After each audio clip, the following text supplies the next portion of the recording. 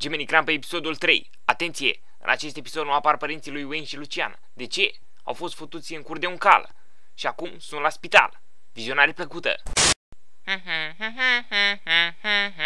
Cioc, cioc!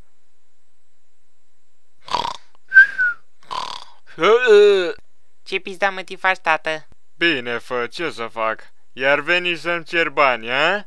Mă duc diseară în club să mă rup cu fetele și să-i suc pula la un prieten.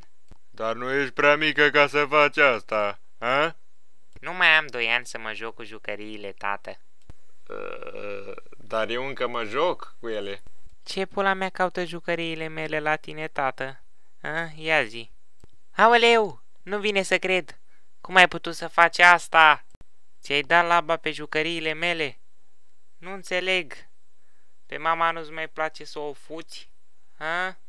Ba da, dar s-a îngreșat mult și o să-mi foce pula. Haide, pulă mea, ne-am luat BMW-ul, suntem șmecheri.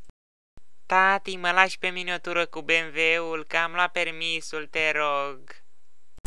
Băgă-mi și pula în permisul tău.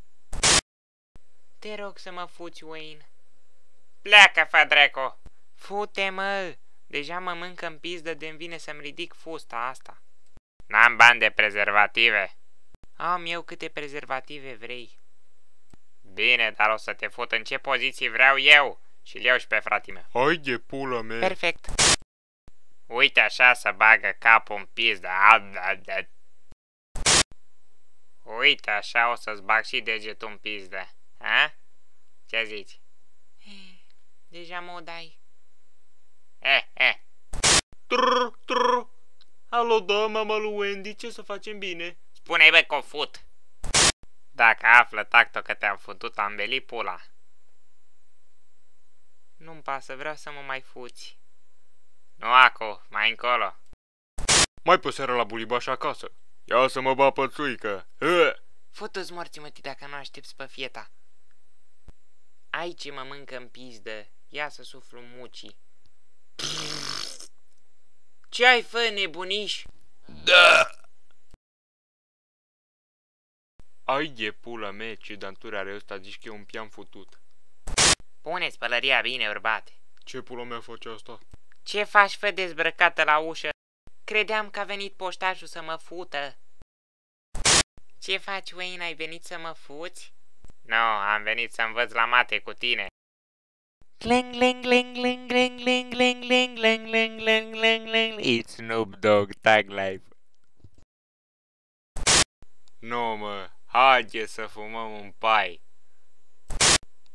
Haide, pula mea, călcai într-un pișat. Bine că nu ai călcat într-un căcat. Prindeți, bă, coaie pădurețe. Dacă vine ursul la noi, îi suc pula și ne lasă în pace. Dacă nu fut o pizdă chiar acum, cred că mor. Doar nu te gândești să o fuzi pe fiemea. Dacă aflu cumva că i-ai făcut ceva, o să-ți îndoi pula aia până o fac ca un covrig. Am belit pula. Între timp la țigani acasă. Hai noroc, ce pula mea face sărăcilor? Ete, v-am adus niște carne de cal.